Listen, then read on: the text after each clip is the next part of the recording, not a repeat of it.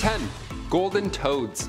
Don't let its little hands and tiny, cute smile fool you. The golden toad, this guy's pure trouble. Or rather, the alkaloid is on their skin. That's extremely toxic. Either way, you're gonna wanna avoid catching these guys if you're catching frogs one weekend in the, humid forests of Colombia.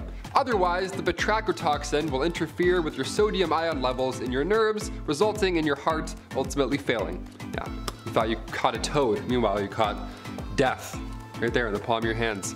Their skin glands can produce this deadly toxin as a self-defense mechanism, so all the more reason to avoid this guy. Humans just produce sweat. How lame is that in comparison to this on-the-spot superpower? Imagine every time you go for a run, you sweat acid or toxins. That'd be lovely.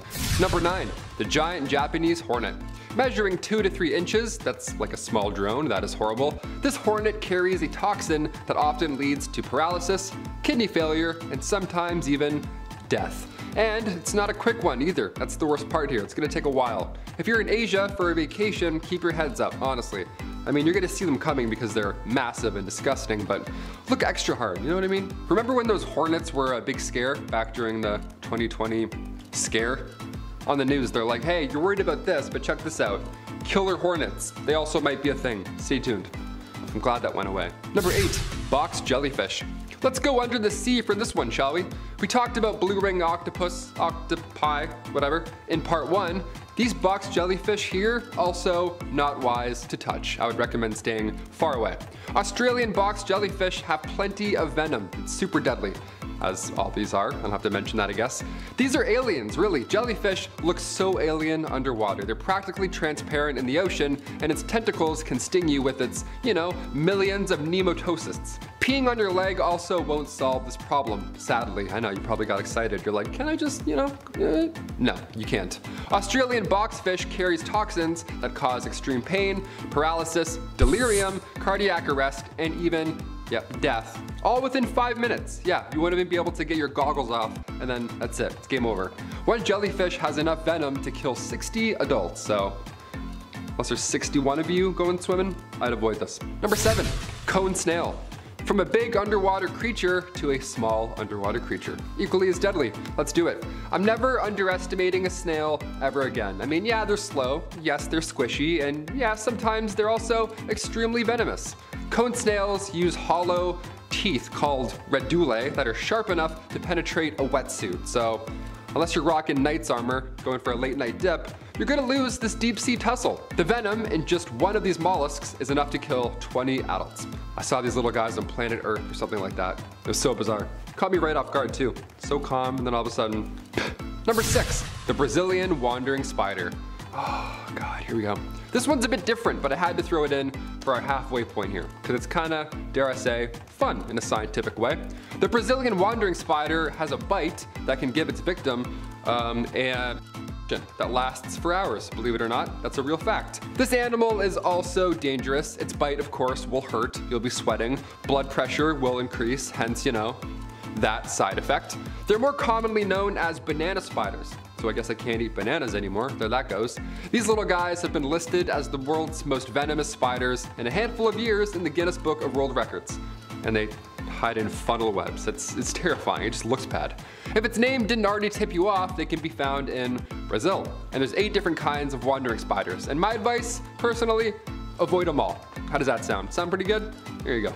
Science is quite interesting here as well. They're trying to create the next Viagra using this spider's venom. The future is here, and it's filled with spiders in some way, shape, or form. Number 5, Tarantula hawk wasp. What an intimidating name, my gosh. The Tarantula hawk wasp, okay? These wasps, for starters, they are huge, as you could have guessed.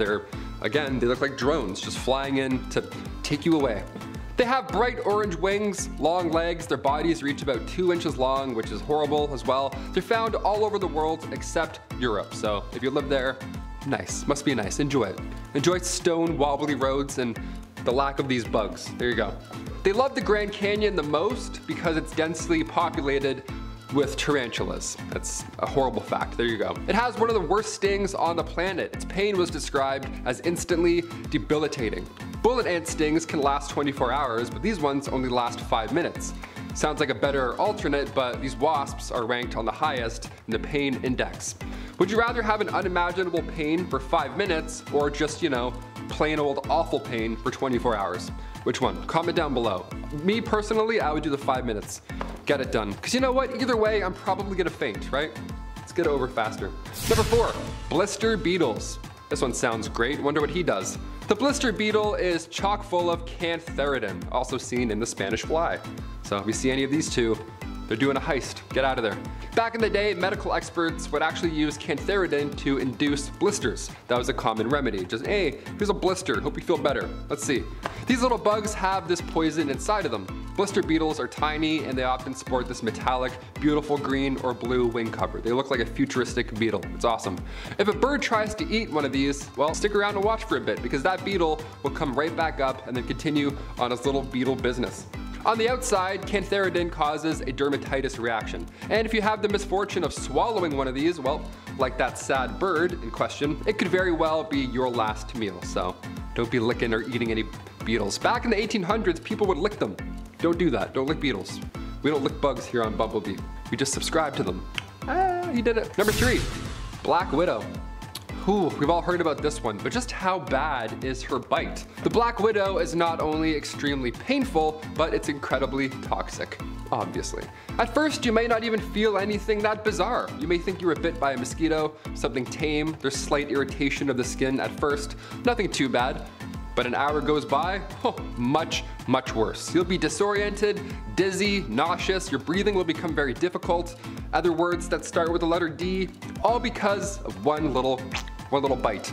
Male black widows, they're much smaller and they contain much less venom than that of the female. A fact you may have heard already about the spider that you probably have locked and loaded in your head is that the female black widow actually begins eating the male while they're getting it on. Yeah, that's brutal. Top 10 ways to spice up your spider marriage. There we go. You won't believe number 4. Unreal. If you do get bit, just take it slow and breathe because we actually do have an anti-venom for this one. Number 2. Comb stars. We do not have an antidote for this one. I'll tell you that right off the bat. We had a nice happy ending with the third one, pun intended, but now this one's not that fun. Ocean life is by far the scariest thing out there. We have no idea how deep our oceans go, what's in them. I personally vote aliens, but we discover crazy new fish species every single year. I just click refresh and I'm like, oh, look at these aliens. On one hand, it's fascinating. We discover deep sea fish with bioluminescence that we never thought even existed until now. But we've also discovered new natural predators, like the comb star, for example. He's new, he's the new bully on the block. A starfish that contains tetrodotoxin. Yeah, that classic toxin. Everyone loves that one, there we go. This deadly neurotoxin can again cause paralysis. Per every gram of comb star flesh, there's enough toxin to take out 500 mice. That's a lot of mice. That's a lot of Stuart Little extras just biting the bullet just because they were in the wrong place at the wrong time. And finally, number 1, Aerionite. Yeah, we'll finish off with tiny crystals that you might accidentally inhale. That's terrifying. That's a new fear. Let's talk about it. What a way to finish part 2. Aerionite in its natural form is fascinating, as most of these crystals are, right? It's this fiber almost. It's a thin mineral that if touched will immediately break apart into tiny pieces that you can inhale. First of all, that's not going to feel good. If you ever had glass stuck in your hand, this is already going to feel worse, just stuck in your hand. It's horrible. Aerionite is part of a group of minerals called zeolites, and they're these hollow minerals with hairy insides almost. It looks fuzzy, but it's, I can guarantee you it's not. It is not fuzzy. Exposure to these can cause lung cancer, but luckily Aerionite mining stopped back in the 80s. But that doesn't mean miners are necessarily off the hook. Even when mining other zeolites, this deadly mineral can still be present and attack. It was discovered in 1898, but it wasn't until the 1970s where the Turkish government found out that it was actually lethal. So that whole time, miners were just inhaling poison. They did a study on why there was so much mesothelioma in the lungs of villagers in the mountainous region. And this is the answer. This mineral was the cause for 43% of those deaths. The death rate for asbestos installers was around a 9.7%, just to give you a little idea. Number 10, Manchineel tree. If you came to this list looking for poison ivy stats, You'll get those, but you're also gonna get some extra stuff as well. The manchineel tree, upon first glance, looks pretty normal. In fact, it almost looks welcoming, dare I say. The tropical tree grows a low-hanging fruit and can be found in the Caribbean, Central America, and South Florida. So you'll see this on vacation. And if you live there, don't touch this tree, okay? Ever, for that matter. And for sure, don't eat the fruit. In fact, don't even breathe in the air around this tree just to be safe. Just walk by and go.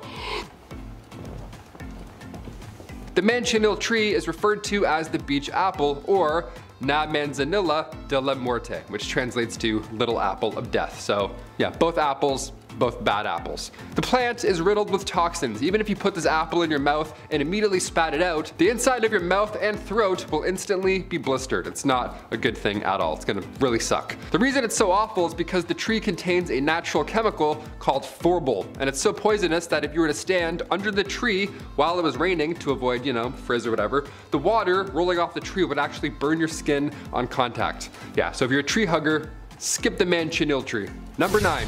Arsenic.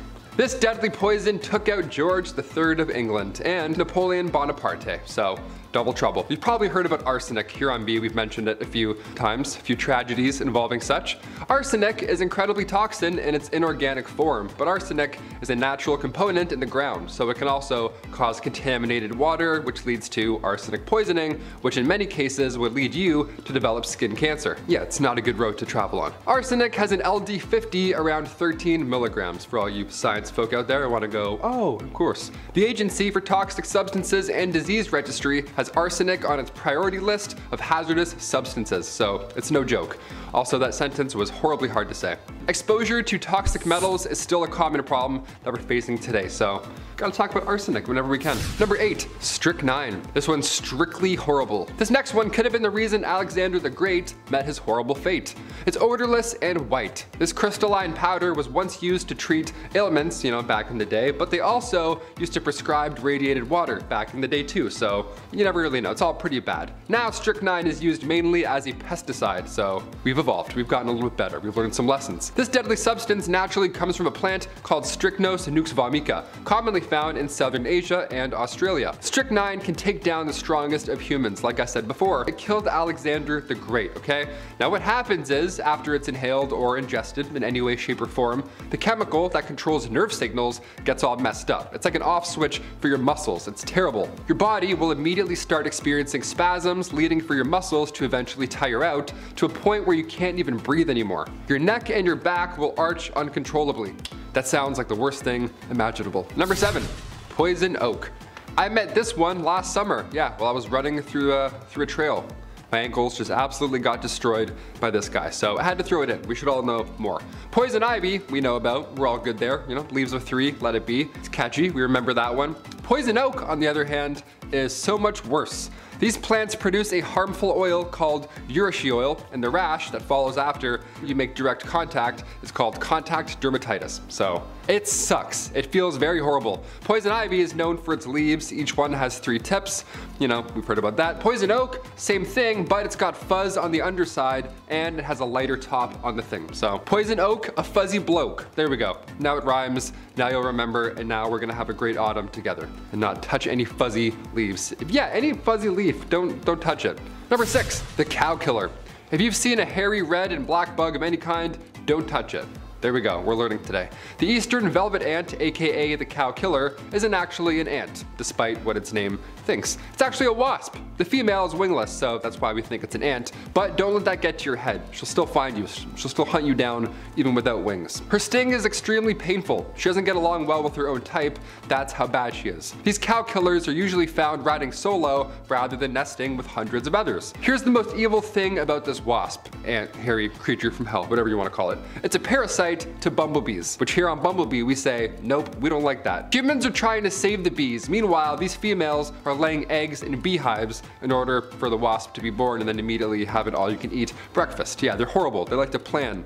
They just throw in one, like a Trojan horse wasp. If you have the misfortune of stepping on a cow killer, 2 things are probably gonna happen here. 1, a pheromone is released on impact. Now this calls the colony to then attack. And then the venom is released from their saliva, which is, it's bad, and then it gets so much worse. That's gonna not feel great. Number 5, the kissing bug. Now I know it sounds friendly, maybe a little too friendly, but this kissing bug is no lover. No, it's actually quite the opposite. These small smoochin' bugs carry with them a plethora of diseases, one of which is called the Chagas disease. Also known as triatomine bugs, kissing bugs are known to suck blood out of human beings. Yeah, like little vampires. We're pretty on the ball when it comes to mosquitoes or ticks, that kind of stuff, but these ones, they suck a lot more. We're still keeping our eye out for these guys. They usually bite you near the mouth, hence their fun nickname, the kissing bug. They give you a little smooch and then you're ow. It carries with them the Trypanosoma cruzi parasite, and after a quick smooch, that parasite will now belong to you. There you go, pass it on, have fun. The bugs also fart in your eye. They release a gas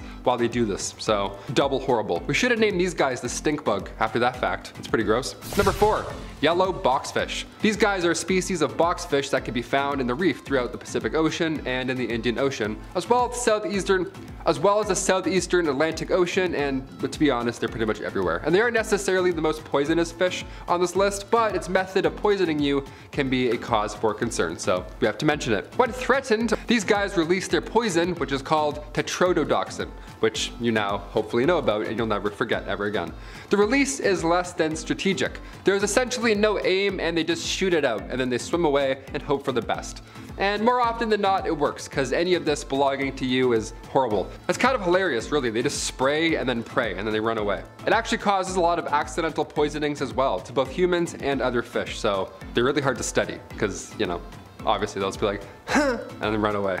And then we're like, huh, and we faint. Number 3, deadly nightshade. Yes, another name that gets right to the punch. We love those. Teach us by just hearing about it, you know what I mean? Poison ivy, deadly nightshade. Okay, I know to stay away. Deadly nightshade, aka Atropa belladonna, is another poisonous plant that Macbeth's soldiers used to poison their enemies. The thing that makes deadly nightshade so commonly known is the sweetness of the berries. Have you ever been outside, you've seen a berry, and like 30% of you wants to eat that berry? Don't do that. Curiosity kills, my friend, at least when it comes to the deadly nightshade. 10 berries, that's all it takes.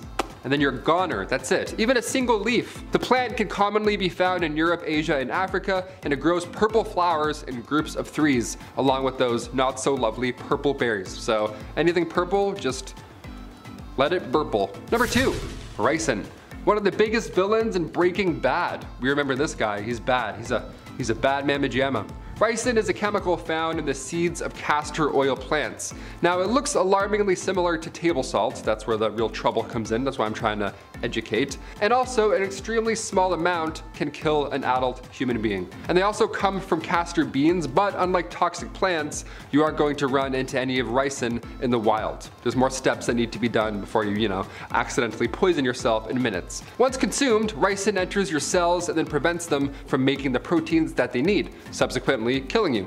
So your cells die and they die fast. Now, depending on if you inhale it, ingest it, or inject it, the results may vary. And by results, I mean it depends how long it'll take before you meet your horrible fate. Georgy Markov, he got taken out by a ricin attack. It was 1978, he was waiting for a bus, and a man in a black umbrella, well rather an air dart device designed as an umbrella, shot at his right thigh. It was like, and then it wasn't until 3 days later that little sting contaminated trace amounts of ricin, and then that was it. And finally, number 1, a blue-ringed octopus. Don't do that. Do not do what you just saw. Do not pick up a small blue-ringed octopus, or any octopus for that matter, just to be safe. The blue-ringed octopus is commonly found in coastal waters of Australia and Japan, and sometimes they're not even in the water. Sometimes they're in the influencer's palm. Just waiting, just being filmed, just in the air. Now in the water, they're great at getting around. They use their tentacles to walk along the ocean floor. They're fascinating, they're fast, they're alien, and they can move into small crevices that you won't even see them.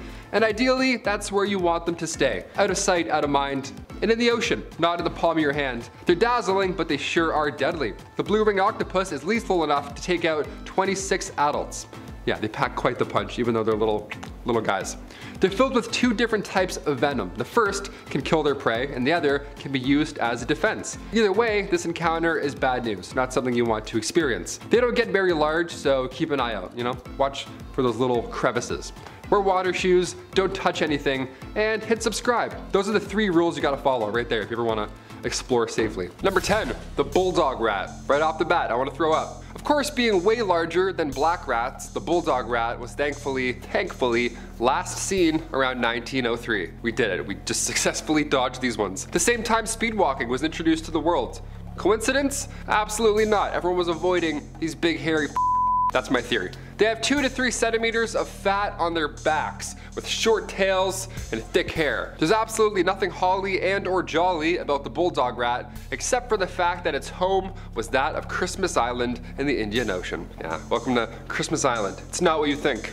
At all. They were thriving until sailors discovered the island. And with them, they brought infected black rats. So only sailors were responsible for this extinction event. Yeah, they pulled up to Christmas Island and then they released some gifts. Gifts of rats, infected rats, that now made other rats extinct. Either way, I don't like rats. Any rats, extinct or currently living.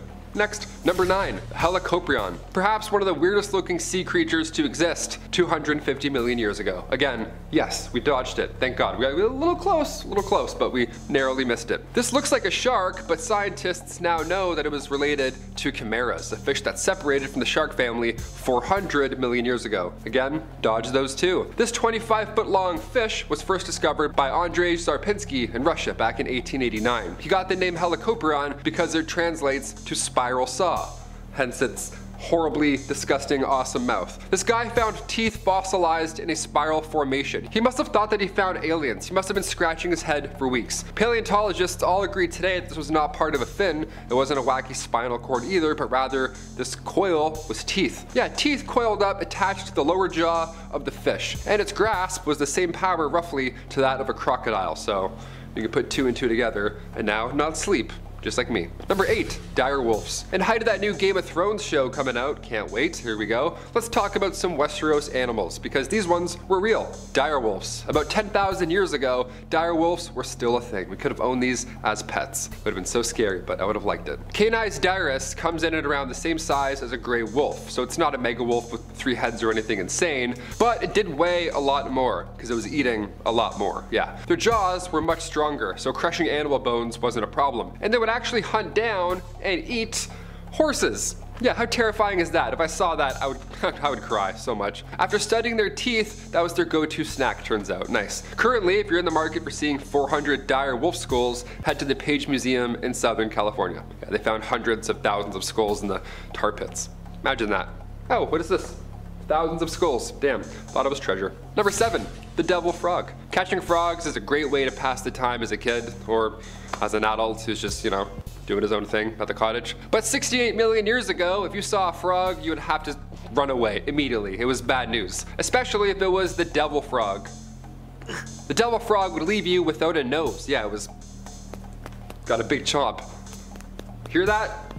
It was a lot louder than that. Probably like, I can see it spiking up, that's so stupid. It was a lot bigger than frogs today, as most of these things are. It was on average the same size as a beach ball, and they lived on the island of Madagascar. Sounds like fun, but it wasn't at all. They thrived there because no theropod dinosaurs could get there, you know what I mean? And its bite is similar to a wolf or tiger, so really nothing wanted to mess with it. It's like, yeah, have Madagascar, enjoy it. We're not gonna try and with you. Recently, however, researchers found a fossil of the devil frog, and they believe it once had spikes and a turtle-like shell. Yeah, as if the devil frog couldn't get any cooler and or scarier. Now we know they had spikes. Throw in spikes as well, like it's a Mario dinosaur. Right now, currently, we have the horned frog, which is a lot smaller, but even after this many million years of evolution, its jaw is also remarkably strong. It'll still take off your finger, you know? Little guy. Much smaller, but still a bite. Number 6, Mega Piranha. Whew, talk about a bite.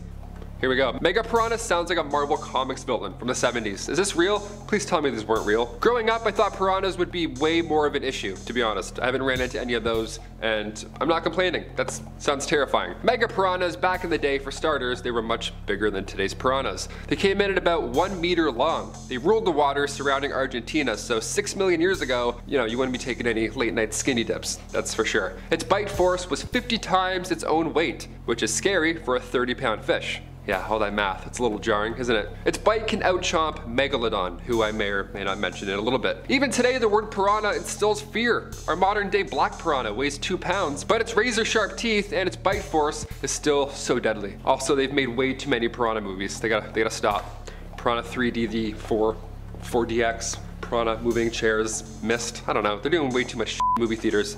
They have a thing now, it's called smell-o-vision or something, where you watch a movie and you can smell the scene, which is odd. Imagine watching the human centipede and smell-o-vision. Number 5, Arthropleura. These creepy crawlies translate to jointed ribs. That's what their name means, jointed ribs. That's lovely, there we go. Arthropleura were these gigantic millipedes. Yeah, they would grow up to 6 feet long. Sorry, Jen, I forgot about these ones. These are kind of bugs. It was the largest known invertebrate ever. It ruled all over the arthropods, so any other spider, insect, crustacean, you name it, nothing compared to this horror. Nothing compares to you. 6-foot millipede, yuck. They roamed the land during the Paleozoic period. They would crawl around at much higher speeds than today's millipedes, which is still so fast, way too fast. And they ate any decomposing organic matter. So no, they wouldn't gobble you up if you went back in time. The reason all these monster bugs got so large, by the way, was because 300 million years ago, oxygen made up 30% of the air, whereas now we're only sucking in 21%. Yeah, we got that dirty hand-me-down air. But also, we have smaller bugs, so I'm not complaining too hard. Number 4, Epicyon. Much more than just a dog, these extinct canines were known as bone-crushing dogs. Awesome, let's not get these as pets, I guess. They would come in at around 5 feet long, greatly resembling a grizzly bear, and their massive head would come in handy during hunts, because it had the,